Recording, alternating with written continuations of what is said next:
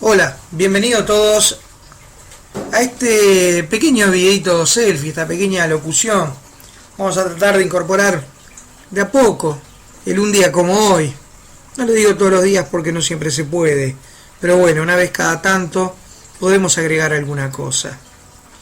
Hoy estamos a 10 de junio, 10 de junio del 2015. Pero un 10 de junio, un día como hoy, pero en 1682, en el suroeste de Connecticut, allá por Estados Unidos, sucede el primer tornado que queda registrado en la historia en ese país. Un país que tiene un historial de tornados. Seguramente ese no fue el primer tornado que sucede, pero sí fue el primero que el hombre decide registrarlo.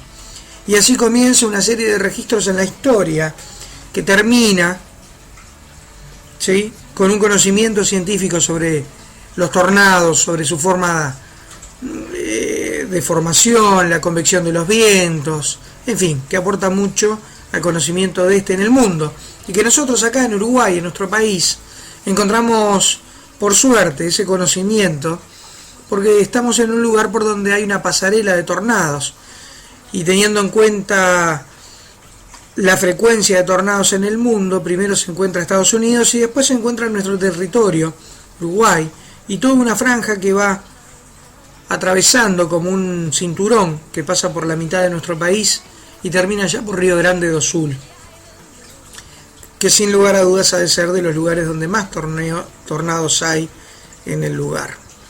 Hablando de torneos, ya que se me metía por ahí en mente, bueno, en breve está comenzando el torneo de la Copa América, una nueva edición.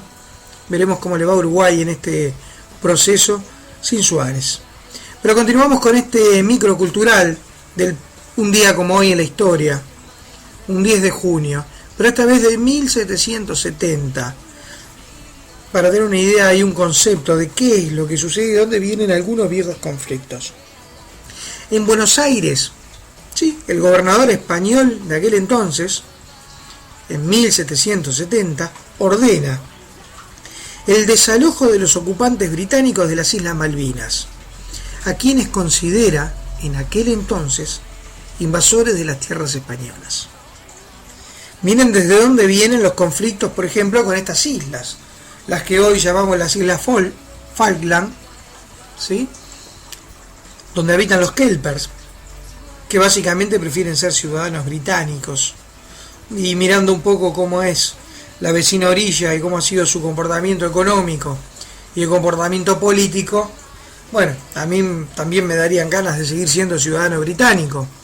Pero de todas maneras, si tenemos en cuenta el lugar del mundo en el que se encuentran y la historia de esas islas, las Islas Malvinas, que fueron descubiertas no por los ingleses, sino que en primera instancia habitadas por españoles y colonizadas por españoles, bueno, termina generando una discusión que a medida que va pasando el tiempo y avanza y avanza y avanza, se termina en un conflicto como el que hubo en la década de los 80 entre la Argentina e Inglaterra, llegándose a ese conflicto además de por temas de convicciones argentinas, en donde se creía en aquel entonces fielmente y fehacientemente que las islas argentinas las Islas Malvinas pertenecían a la soberanía argentina.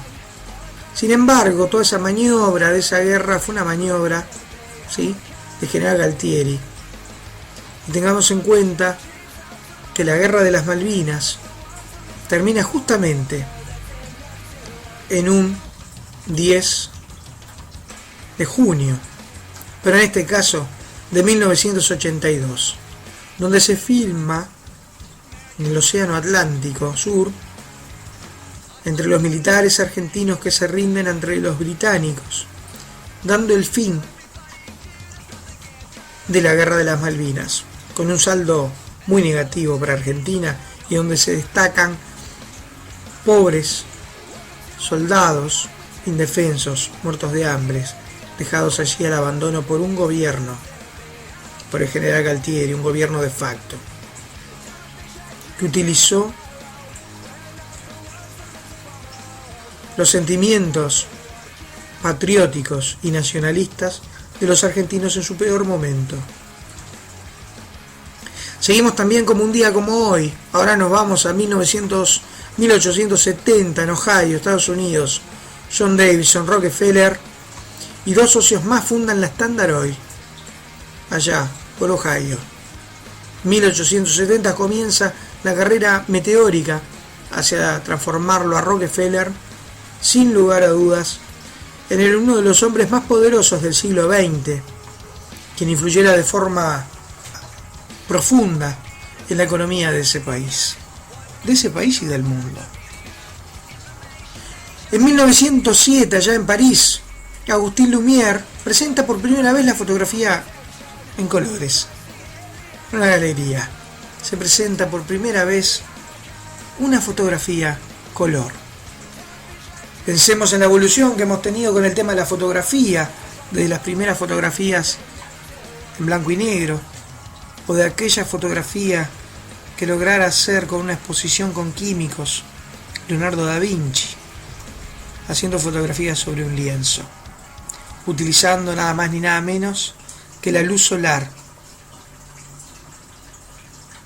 Recuerden también que en 1940, un día como hoy, un 10 de junio, Italia le declaraba la guerra a Gran Bretaña y a Francia. En 1944, en Londres, cae el primer cohete bomba, un B-1, lanzado desde la Alemania nazi. En 1944, Londres, por primera vez es bombardeado, sin previo aviso, con un arma nueva, desde la distancia. Un arma que terminó después, con el proceso de los años, generando el conocimiento suficiente y necesario como para poder llegar a la Luna. Porque claro, ese científico brillante alemán terminó negociando su libertad con Estados Unidos y brindando los conocimientos que permitieron los cohetes que la NASA envió posteriormente al mundo. Estados Unidos, entre 1945 y 1992, detonó 1.127 bombas atómicas. ¿Sí? Desde el comienzo de la era nuclear, con aquella bomba atómica, 992, se lanzó la última de la que se tienen registros por parte de este país. Pero fueron 1.127 bombas atómicas las que el mundo vio detonar solo por los Estados Unidos de América. Están las que detonaron los rusos, las que se detonaron en Siberia, están las que detonaron los franceses.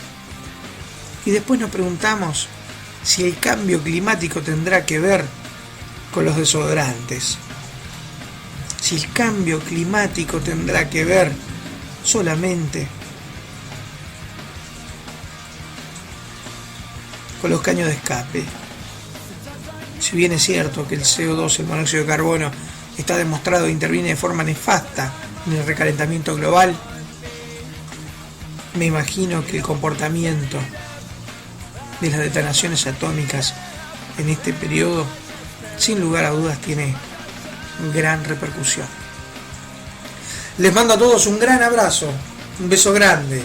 Espero que este pequeño micro cultural les haya servido, les haya gustado. Ha sido un placer hablar con ustedes. Gracias.